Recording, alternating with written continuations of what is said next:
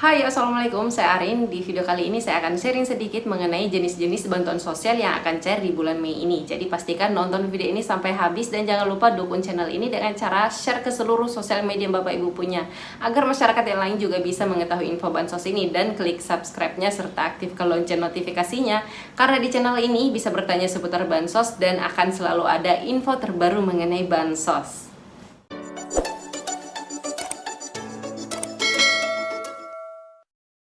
Yang pertama itu adalah PKH atau Program Keluarga Harapan. Nah, seperti yang kita ketahui, untuk PKH ini itu kan ada periodenya ya. Jadi untuk tahap 1 kemarin itu di periode bulan Januari sampai dengan Maret. Sedangkan di tahap 2 itu di periode bulan April sampai dengan Juni. Di tahap 3 itu berada di periode bulan Juli sampai dengan September. Di tahap 4 berada di periode bulan Oktober sampai dengan Desember. Nah, sekarang ini kan kita di bulan Mei ya. Bulan Mei ini kan berarti berada di periode bulan April sampai dengan Juni. Berarti periode untuk PKH tahap 2 ini belum berakhir. Dan selanjutnya untuk PKH ini sendiri itu juga ada kotanya. Kotanya itu sebesar 10 juta KPM untuk seluruh Indonesia yang akan disalurkan setiap tahapnya. Dan seperti yang kami ketahui sampai hari ini itu belum menggenapi 10 juta KPM. Jadi kemungkinan di bulan Mei ini akan keluar lagi termin berikutnya. Kalaupun bukan di bulan Mei ini, berarti di bulan selanjutnya. Yang jelasnya akan dipenuhi kuotanya terlebih dahulu 10 juta KPM, barulah kemudian masuk di tahap berikutnya atau tahap 3 tahun 2022 ini. Jadi buat para KPM yang merasa di tahap 1 kemarin itu bantuan PKH-nya masih masuk, tapi di tahap 2 ini belum mendapatkan kring masuk di dalam saldo KKS-nya, bisa jadi bantuannya itu masuk pada termin berikutnya di tahap 2 ini, yaitu periode bulan Mei ataupun Juni. Tapi apabila sudah berada di akhir bulan Juni nanti tapi bantuan PKH-nya belum juga masuk, maka bisa dipastikan bahwa ada yang bermasalah pada data yang Bapak Ibu punya, atau bisa jadi dinyatakan tidak layak lagi untuk menerima bantuan sosial karena sudah dinyatakan mampu secara ekonomi. Bansos berikutnya atau yang kedua itu adalah BPNT. Nah, BPNT ini juga itu ada kotanya, yaitu 18,8 juta KPM untuk seluruh Indonesia. Sependek pengetahuan saya, BPNT ini itu cairnya per bulan kalau di tahun-tahun sebelumnya, dan disalurkan setiap tanggal 10 per bulannya masuk ke dalam kartu KKS-nya masing-masing para KPM, dan hanya bisa ditukarkan lewat e-warung karena saldonya itu berupa saldo e-wallet. Tidak bisa terbaca di ATM biasa atau ditarik tunai lewat ATM biasa. Hanya bisa ditransaksikan di e-warung yang sudah bekerja sama dengan program pemerintah. Tapi khusus di tahun 2022 ini, khususnya di tahap 1 kemarin, yaitu di periode Januari sampai dengan periode Maret, untuk BPNT itu sendiri itu disalurkan berupa uang tunai lewat kantor pos sebesar Rp600.000 atau langsung sekaligus 3 bulan, yaitu periode Januari sampai dengan bulan Maret. Nah, untuk di bulan April kemarin itu disalurkan separuhnya lewat tunai melalui kantor pos dan separuhnya lagi lewat e-wallet atau lewat kartu KKS dan ditukarkan berupa sembako lewat e-warung. Karena ini juga ada kuotanya, yaitu sebesar 18,8 juta KPM.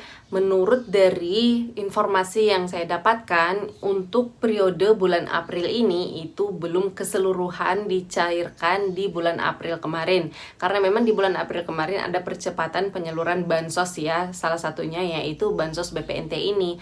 Tapi belum berhasil disalurkan secara keseluruhan di bulan April kemarin. Jadi kemungkinan di bulan Mei ini akan ada keluar lagi untuk beberapa KPM yang belum menerima BPNT-nya di bulan April kemarin, tapi masih aktif datanya, valid datanya di DTKS, dan masih dinyatakan layak untuk menerima bansos BPNT. Jadi kemungkinan untuk di bulan April ini akan mendapatkan bansos BPNT yang dimana bulan sebelumnya dia belum mendapatkan, atau di bulan April kemarin. Adapun untuk metode penyaluran khusus BPNT ini itu sendiri itu berubah ya, beda di tahun sebelumnya. Kalau di tahun 2021 ke belakang itu semuanya murni lewat kartu KKS yang hanya bisa ditukarkan lewat e-warung. Tapi sejak awal tahun 2022 kemarin itu berubah. Separuhnya melalui kantor pos dan separuhnya lagi lewat kartu KKS. Jadi kedepannya nanti apalagi untuk tahap berikutnya, yaitu di bulan Mei, bulan 6 dan juga seterusnya, Kami belum mendapatkan informasi pastinya akan melalui metode apa atau cara apa, apakah lewat kantor pos lagi atau lewat kartu KKS. Tapi setiap kali ada update mengenai metode penyaluran bantuan sosial atau nominal bantuannya dan tata cara lainnya, pasti saya update di channel ini juga. Bansos berikutnya yang akan cair di bulan Mei ini yaitu adalah BLT Dana Desa. Nah, BLT Dana Desa ini sendiri itu berbeda dengan BLT lainnya yang disalurkan oleh Kementerian Sosial, walaupun sebenarnya untuk sumber dananya itu sama dari APBN, dianggarkan untuk pemerintah daerah yaitu masing-masing desa, lalu kemudian untuk pemerintah daerahnya ini atau masing-masing desa itu diwajibkan mengeluarkan 40% dari dana desa yang diterima dari APBN untuk BLT Dana Desa. Nah, bedanya dengan BLT lainnya, untuk penerima BLT Dana Desa ini sendiri, itu tidak boleh terdaftar sebagai penerima BPNT dan juga PKH yang aktif. Jadi tidak boleh double tuh, kalau sudah menerima BPNT atau PKH dan datanya masih aktif, bansosnya masih berjalan, tidak boleh menerima BLT Dana Desa lagi. Karena kenapa? Itu nanti dianggap double. Adapun kriteria yang layak untuk menerima BLT Dana Desa ini sendiri itu kurang lebih sama dengan bansos-bansos lainnya.